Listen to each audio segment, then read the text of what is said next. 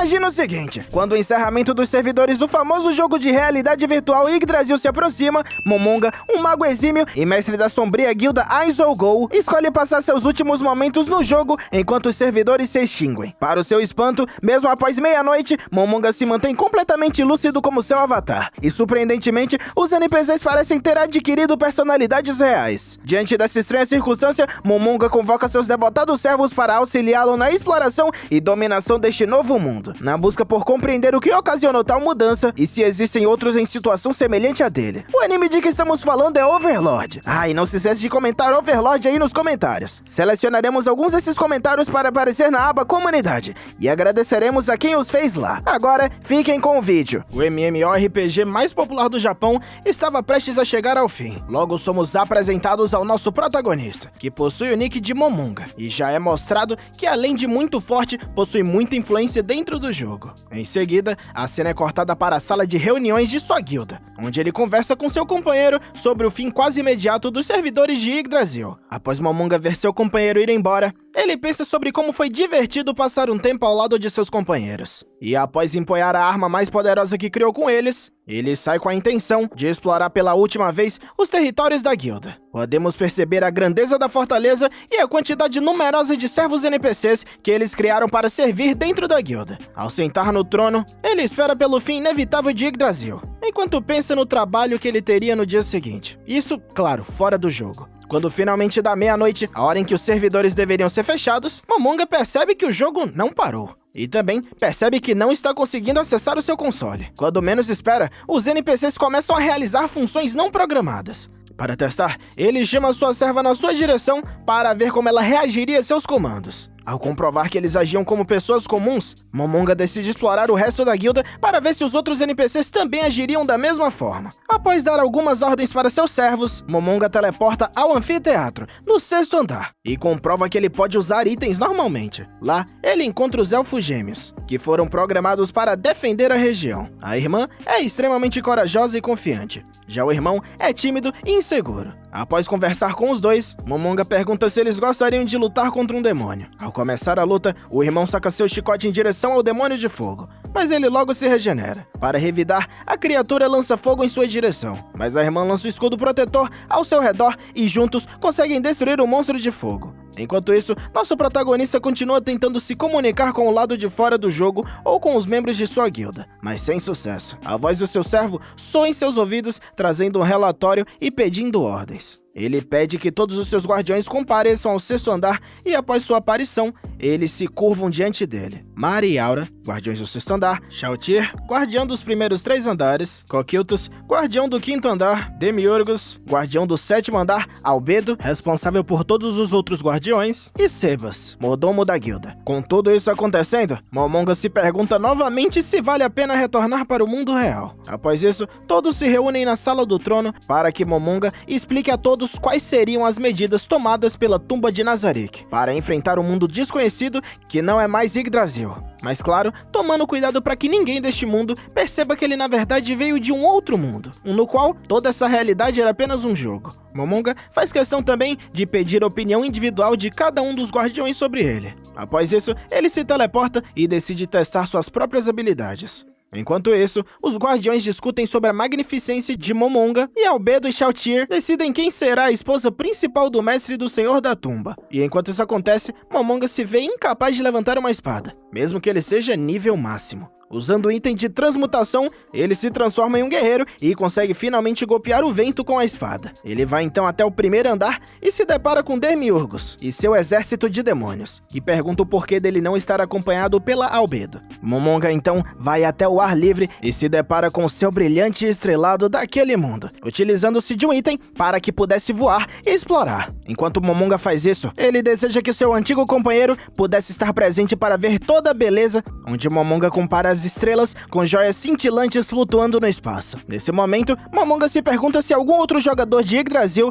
veio parar nesse mundo e pensa em estratégias para espalhar seu nome por todo aquele mundo, pois assim, outro jogador poderia perceber isso. Em seguida, Momonga observa Mari usando magia para camuflar o castelo de terra e pergunta a Demiurgos qual seria a recompensa adequada para dar a Mari. Demiurgos apenas diz a Momonga que somente a presença dele seria o suficiente. Ele então vai até ele e dá um anel de presente, que é um item mágico que o ajudaria a continuar seu trabalho. Mari pergunta o porquê de Momonga estar naquela forma, mas antes que ele possa responder, Albedo chega repentinamente e aparenta estar com ciúmes do presente que Momonga deu para Mari. Momonga então, constrangido, dá um anel para Albedo também, prometendo também dar futuramente um anel a Demiurgos. À medida que a noite passa, nos deparamos com um exército galopando em direção ao vilarejo que foi atacado por alguém. O chefe desse exército manda que alguns de seus soldados levem os sobreviventes para a cidade segura, mesmo suspeitando de uma traição por parte dos nobres do seu reino. Na tumba, Momonga, o senhor de Nazarick, enxerga através de uma tela de clara evidência as atrocidades cometidas por um grupo de cavaleiros numa pequena vila e decide partir para lá apenas para testar a sua força. Enquanto ele vê tais cenas, ele também pensa no quão apático ele está nesse momento. Ao ver pessoas sendo mortas e feridas, Momonga não aparenta sentir muita piedade.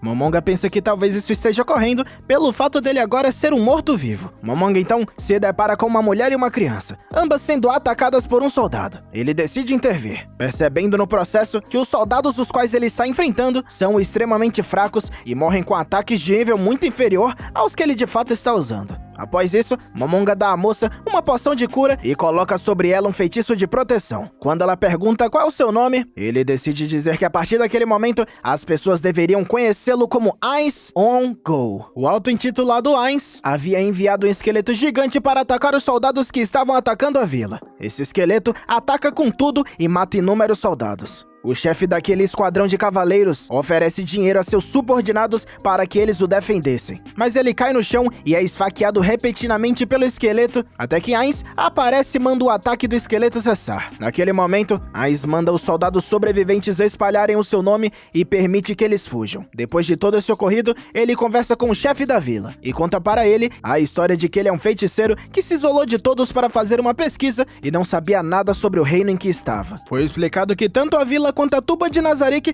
pertencem ao reino de Resise e que além da cadeia de montanhas fica o império de Baharuf, e os dois reinos estão passando por desentendimentos. Ainz também descobre que perto da vila existe uma cidade chamada Erantel, e lá possui uma guilda de aventureiros. Então, após sair de lá, Ainz vai até o enterro que estava acontecendo na vila para as pessoas que foram mortas pelo exército. E mesmo tendo a habilidade de revivê-los, Ainz decide não trazê-los de volta para não chamar tanta atenção. Quando Ainz e Albedo se encontram prestes a ir embora, o chefe do exército que havia ajudado os aldeões de outra vila chega e agradece a Ainz por ter defendido o vilarejo e, conversando com ele em particular, pede que mais uma vez ele defenda a vila, embora ele não tenha nada a oferecer para Ainz. Ainz não vê problema. Aqueles que são prestes a atacar são a Teocracia e Slane. Eles estão atrás do chefe do exército. Antes que o tal chefe vá lidar com seus inimigos, Ainz entrega a ele um talismã, dizendo que é um presente para ele. Com a partida dele, ele pede para que todos os aldeões se escondam na casa do chefe da vila. Enquanto isso, o chefe do exército diz que vai fazer um ataque direto contra seus inimigos. Mas ele e seus aliados são surpreendidos por anjos que são convocados para lutar contra eles. Mostrando suas habilidades com a espada, ele consegue derrotar uma grande quantidade de anjos. Mas ele e seu exército acabam sendo cercados por vários anjos enquanto lutam, sendo incapazes de lidar com a situação. Então, nesse momento, algo inesperado acontece. O chefe do exército, antes de morrer, é subitamente teleportado para dentro do armazém da vila. Ele percebe que o amuleto que ele recebeu do feiticeiro fez com que os dois trocassem de lugar. É então que nesse momento, o nosso feiticeiro está cara a cara com o mago invocador de anjos e seus sacerdotes. Ainz faz uma proposta. Se o homem se entregar por livre e espontânea vontade, Ainz daria a ele uma morte indolor. Mas se resistisse, seria morto com violência. O homem, duvidando das palavras de Ainz, o ataca, imaginando que seus ataques haviam de fato causado um grande dano a Ainz. Embora o baixo nível de tais ataques nem sequer consigam causar dano em Ainz. Depois disso, Ainz destrói todos os anjos com um ataque e o anjo superior é derrotado com uma minúscula chama do inferno. Percebendo que a situação está difícil, o homem decide invocar o arcanjo, a bênção dos deuses, que é sua arma mais forte, surgindo no ar, abanando suas belas asas. Contudo, Ainz debocha da situação, pois imaginava que seu inimigo seria bem mais forte. Isso o distrai e faz com que ele seja atacado. Mas Ainz não perde quase nenhuma vida. E no processo,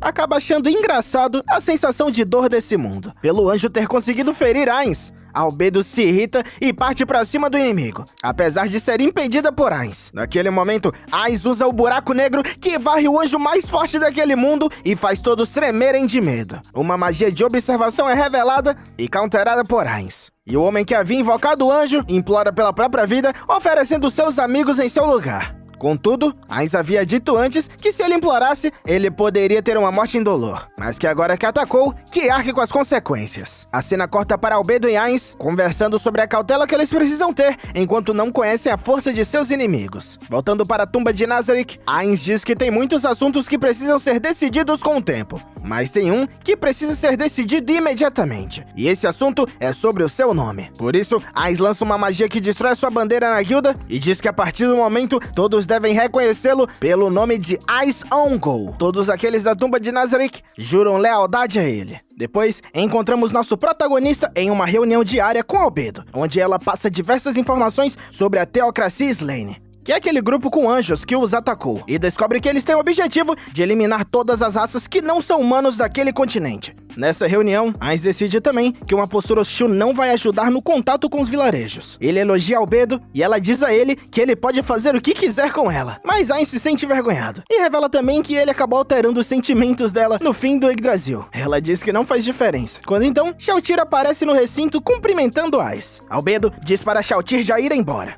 dizendo que ela já havia cumprido suas obrigações. E isso gera uma intriga. Ainz manda as duas pararem com a briga e pergunta a Shalltear quais assuntos ela veio tratar. Shalltear então revela que partirá da tumba de Nazarick e talvez demore para retornar. Por isso foi cumprimentá-lo. Logo, avistamos nosso protagonista, acompanhado por uma de suas servas, na guilda dos aventureiros, se encaminhando ao barman da guilda, à procura de um quarto. O barman acaba aumentando o preço dos quartos para eles, mas Ainz paga mesmo assim. Quando Ainz e sua serva vão em direção ao seu quarto, um dos aventureiros que eles se encontram coloca o pé no caminho para ele cair. Mas Ainz, percebendo, chuta o pé do homem, o que acaba chateando o aventureiro mais experiente. Ainz ri e pega o aventureiro pela gola somente para arremessá-lo em cima de uma mesa, quebrando uma poção e irritando uma garota que vai na direção dele para tirar satisfação. Ela havia pulado refeições e parado de beber para comprar a tal poção. Por isso, é de se esperar que ela fique com raiva. Depois da confusão, Ainz dá a ela uma poção vermelha. Embora seja diferente da poção que a garota possuía, ela acha justo. Ainz finalmente vai para o seu quarto.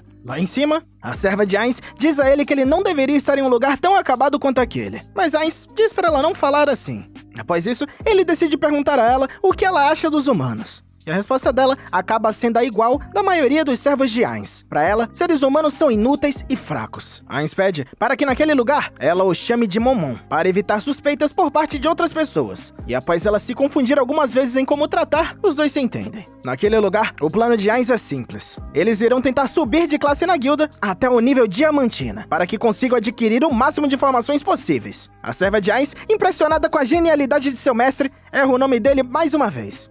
Acontece. No momento, eles estão passando por uma falta de dinheiro, pois não podem usar as moedas do Yggdrasil para evitar suspeitas. Porque mesmo que existam outros jogadores de Yggdrasil presos naquele mundo, Ainz não tem certeza se eles serão amigáveis. Então, a cena corta para a garota de antes caminhando em direção ao edifício. Ela entra e lá dentro é recebida por um menino de cabelos loiros. Seu nome é Nifíria Bariari, e ele pergunta se ela quer negociar algum item. Ela responde que quer avaliar um item, e somos apresentados a uma senhora que faz uma avaliação do item. Ela é a avó de Nifíria, a melhor farmacêutica da cidade. A avó de Nifíria constata que essa é uma poção de cura rara, e por isso tem a cor do sangue dos deuses. Por ser muito poderosa, essa poção é muito mais valiosa do que o normal, e as pessoas poderiam tentar até mesmo matar a garota para conseguir tirar essa poção dela. Justamente por isso, a senhora decide fazer uma oferta à garota. Nossa visão então é mais uma vez voltada ao nosso protagonista, que percebe não conseguir ler nenhuma escritura daquele mundo, fazendo assim ele pegar qualquer papel que há ali e aceitar o trabalho, embora seja impedido pelo fato do trabalho que ele pegou não ser do ranking que ele está, que por enquanto é o ranking mais baixo. Por isso, a princípio ele insiste que quer participar dessa missão,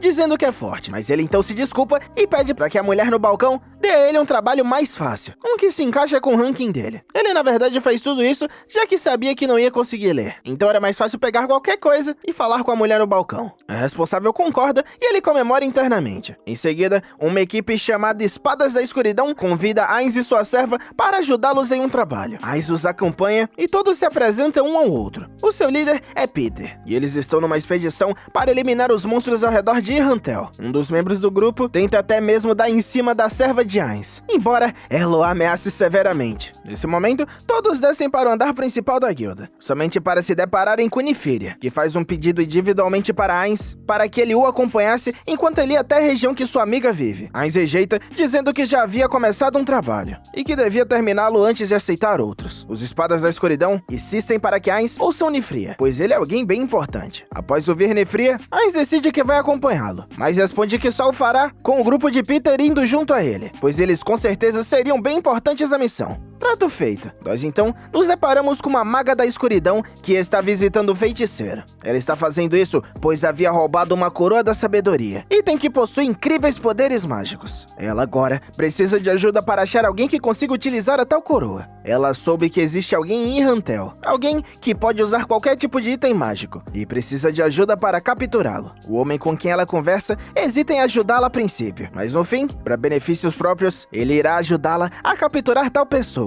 Nós vemos então Nefria, Ainz e os outros indo ao local da missão, todos parando para descansar em um local por um momento. Ainz tem dúvida de quais são suas capacidades utilizando a armadura que ele está utilizando, já que ele perde a capacidade de usar a maior parte de suas magias com tal armadura, mas ele acredita que sua serva dará conta do recado caso a coisa aperte. Um dos garotos do grupo de Peter fala sobre estarem na área próxima do Sábio da Floresta. Ainz não conhece a tal criatura e fica surpreso com a informação nova. Nefria então explica que tal criatura tem vivido nesse local por centenas de anos. Ela possui 4 patas, um rabo de cobra e é capaz de usar magia. Ainz, ao pensar na criatura, imagina que talvez seja interessante a encontrar. Na tumba de Nazarick, vemos Demiurgos encontrando Albedo no quarto de Ainz. Ele questiona a mesma sobre o que ela está fazendo no quarto de Ainz. Albedo, que estava se esfregando na cama de seu mestre, explica que estava apenas deixando o cheiro dela no local para quando Ainz retornasse. Embora Demiurgos diga que Ainz não precisa dormir, e por isso, talvez ele nem usasse tal cama. De qualquer forma,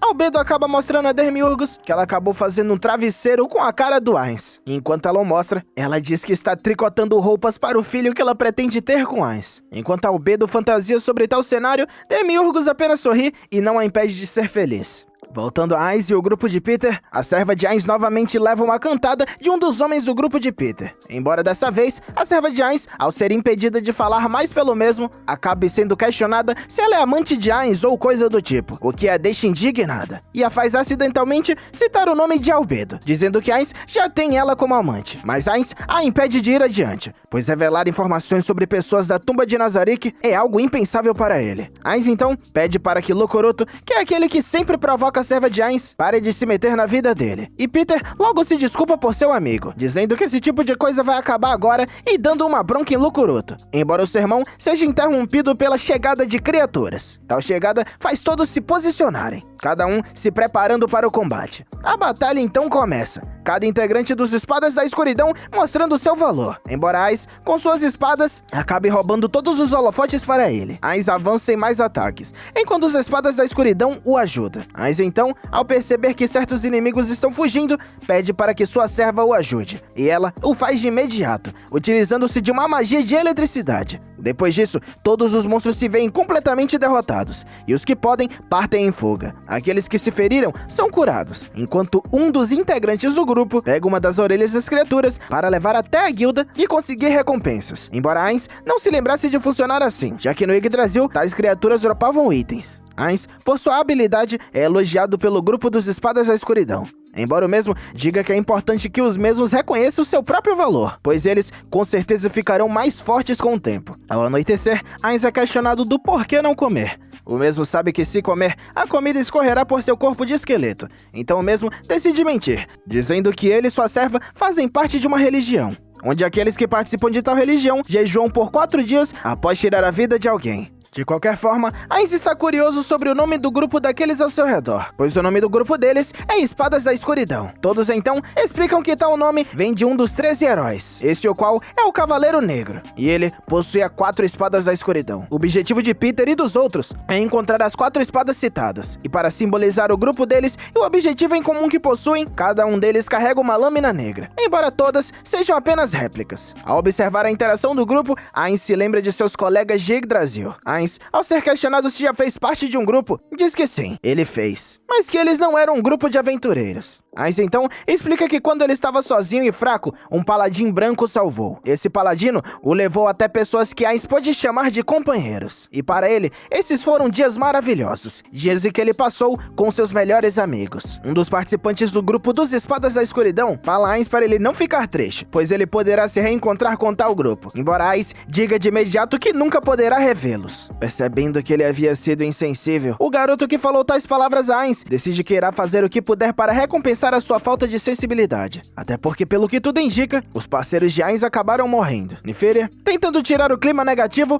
fala sobre a força de Ainz, que acabou surpreendendo bastante. Peter então fala que Ainz está no mesmo nível dos aventureiros mais fortes, provavelmente se comparando a qualquer um no nível Diamantina. Todos aqueles do grupo dos Espadas da Escuridão reconhecem a força de Ainz, dizendo que ele é extremamente forte. Na conversa, o rosto de Ainz também é citado, embora esse não seja o forte dele. Isso claro, porque Ainz havia mostrado um rosto falso para eles, um de um humano. A conversa então vai pro lado de Ainz ser popular com as mulheres. Isso, de alguma forma, acaba incomodando Nyfria, pois o mesmo está apaixonado por uma garota numa vila, e ele tem medo que Ainz, sendo popular como ele é com as mulheres, acabe fazendo com que a pessoa que ele ama se apaixone por ele. No final das contas, todos ao redor de Nyfria o dão apoio, pedindo para ele que ele fale mais sobre essa garota que ele gosta. O clima é de brincadeira, mas o integrante mais novo do grupo ainda pensa no que falou para Ainz, que segue olhando para o céu estrelado. Em paralelo, vemos a garota estranha de Anches, essa que acaba de matar um homem utilizando de uma lâmina. Em busca de mais informações sobre a localização de Nyfria, a mesma pergunta a um homem que está encurralado sobre o tal farmacêutico talentoso que ela ouviu falar. Esse, o qual logo é identificado como Nyfria Balear. O homem diz que é só isso que ele sabe. Sabe apenas sobre o nome do garoto. Embora a garota não acredite nele. Querendo tirar mais informações dele, ela decide que irá o machucar até que ele fale algo. O homem então tenta fugir, mas a garota com sua lâmina o atinge, deixando-o com os olhos vermelhos. E agora, subjugado por uma espécie de força controladora, o homem será forçada a contar tudo a Clementine, a garota sádica que o atacou. Clementine, então, se encontra com o mago de trajes vermelhos de antes, esse que estava criando um morto-vivo. O mago, então, fala sobre sua vontade de transformar Irhantel em uma cidade repleta de mortos. Um plano que já vem sido pensado há um bom tempo. Com todas as mortes que ele acumulará com tal plano, Kaji, que é o Homem de Vermelho, planeja se tornar imortal. Ele diz também que se Clementine o atrapalhar de alguma forma, o mesmo a matará imediatamente. Se sentindo provocada, Clementine ataca Kaji, que facilmente se defende dela, embora mesmo diga que não o atacou pra valer. De qualquer forma, o plano dos dois estão aliados, e cada um fará o máximo que puder para que dê tudo certo. No dia seguinte, Ainz caminha com os Espadas da Escuridão. O mesmo se lembra do pedido de desculpas do garoto mais jovem do grupo por antes ter sido insensível com Ainz. Mas Ainz é quem no fundo se culpa por ter sido tão sentimental. Todos juntos continuam em sua jornada para realizar a missão antes proposta por Nyfria. Enquanto caminham pela estrada, o garoto diz que a chance dos mesmos serem atacados por um dragão, e que por isso devem ser cuidadosos. Junto a tal informação, ele também diz sobre as lendas de um dragão que pode controlar a natureza, e também sobre as informações de dragões de gelos que se localizam atrás das montanhas de Azerlísia. Ainz, curioso, pergunta ao garoto se ele sabe mais informações sobre o tal dragão que controla a natureza. O garoto diz que não sabe tanto a respeito, mas ele se anima para poder ajudar Ainz, decidindo que irá buscar saber mais do assunto para ele. Pela mesma estrada, todos seguem, mas ao chegar num local que era para ser apenas uma vila, há uma cerca reforçada, essa a qual surpreende Nyfria. Ao se aproximarem da cerca, todos se deparam com um bando de goblins, esses que apontam suas armas para Ainz e os outros. Ao que aparenta, todos ali não conseguirão sair da situação que estão sem uma luta. Mas é nesse momento que Henry, a garota que antes Ainz havia salvo, aparece. Essa a qual é aquela que comanda os goblins. E é a amiga de Nyfria, a qual ele é afim. Como todos ali percebem que são aliados, a intriga que estava prestes a ser formada é interrompida. Na casa de Henry, Nyfria percebe que a situação de sua amiga é difícil. Na invasão da vila, ela acabou perdendo os pais e ficando somente com sua irmã mais nova. Nyfria quer a proteger, e isso quase o faz se declarar para ela. ela, mas ele acaba desistindo. Ele então fala sobre um mago que a ajudou. Além de a ajudar com uma barreira mágica, ele deu a ela uma poção de cura e um item a qual ela utilizou para invocar os goblins. Ele inclusive cita que a poção de cura era da cor vermelha, o que faz de imediato Nefíria se lembrar da poção vermelha na guilda. E logo após, ele também acaba falando que junto ao tal mago havia uma mulher de armadura chamada Albedo. E é nesse momento que Nefíria percebe. O mago que a salvou e o homem que se apresentou a ele como Momon, na verdade são a mesma pessoa. O nervosismo que Nefíria expressa acaba sendo percebido por Henry, que estranha o fato dele estar agindo assim.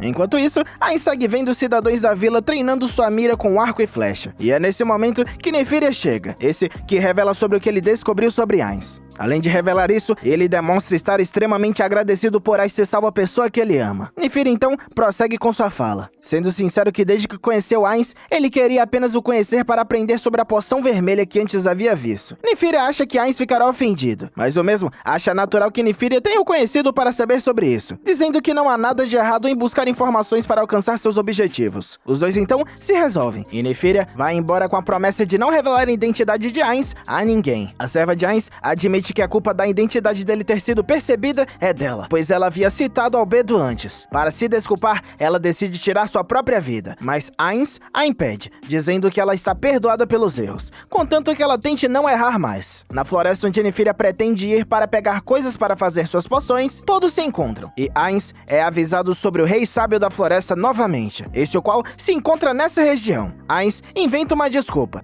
falando que ele e sua serva vai dar uma averiguada na área, embora isso fosse somente para que ele e sua serva se encontrassem com Aura, que promete a Ainz que fará um bom trabalho. Aura então se une a duas criaturas que normalmente a acompanham, e ela finalmente chega até o Rei Sábio da Floresta. Para o agitar, ela sopra uma espécie de ar estranho nele, enquanto Ainz se encontra junto aos outros, não levantando nenhuma suspeita de seu plano. Uma das pessoas do grupo percebe que alguém está se aproximando. Percebendo que provavelmente é o Rei Sábio da Floresta, todos ficam atentos, mas Ainz diz que talvez a coisa fique perigosa, e que é melhor que todos se afastem. O pessoal então se afasta, confiando a vida deles em Ainz. Só pra daí, Ainz será atacado rapidamente pelo sábio, que utiliza de sua cauda para golpeá-lo. Com uma voz distorcida, o tal Rei Sábio da Floresta ameaça o Ainz e se aproxima do mesmo com uma intenção assassina. A situação é meio tensa, mas assim que Ainz pergunta se o Rei Sábio é na verdade um hamster, tudo ganha um ar cômico. No final das contas, Ainz não tem dificuldade alguma para lidar com a criatura, que com uma magia de nível 1 sendo jogada contra ela,